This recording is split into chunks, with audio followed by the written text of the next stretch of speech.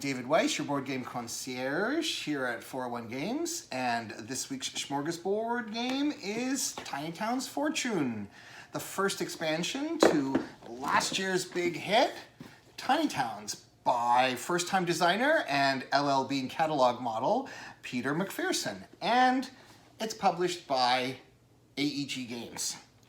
I've added a link below to the original Smorgasboard review for Tiny Towns if you want to check that out. But now let's take a look at Fortune to see if it's an expansion that you want to get. Tiny Towns Fortune adds currency in the form of these cute little wooden coins to the merged base mechanics of the base game.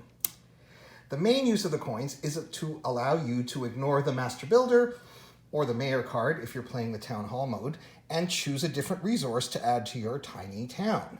They're worth points at the end of the game, and of course, all these new buildings, which are marked with this little icon down there, all these new buildings rely on the coins and give you opportunities to earn them or to spend them in different ways. The same goes for the monuments that come with the expansion.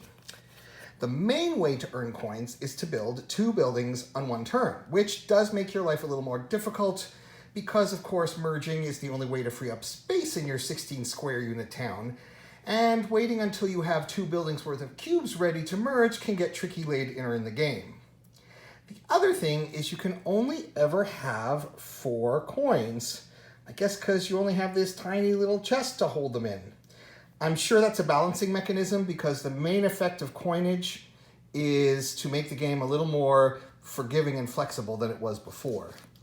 It also means that these buildings from the base game, the black buildings, are now way less attractive because most of these guys basically give you the same kind of flexibility, but they're more expensive to build, and they don't give you much of VPs, if any. So they're pretty useless now for most purposes, except when you need to have lots of unique buildings in your town for whatever reason. And that's about it, actually. The new rules don't take much to digest, they don't add much to game length, and even if you haven't played the base game before, it's not that hard to add that in if you want to teach someone who's never played. What you're really getting when you get this expansion is 2 more buildings of each type and 10 more monuments. So there's a little more variability if you're tired playing with the buildings from the base game. Now, I love Tiny Towns. It's a great gateway game. It's elegant, simple. It's even got a nice puzzly solo mode. My main gripe is not enough replayability. So any kind of expansion is welcome, especially one that doesn't mess very hard with the basic formula. So I would say that if you're like me in that respect, this is an expansion you're going to want to go out and buy.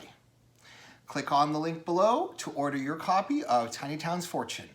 This is David Weiss, your board game concierge here at 401 Games. Thanks for watching. Ciao.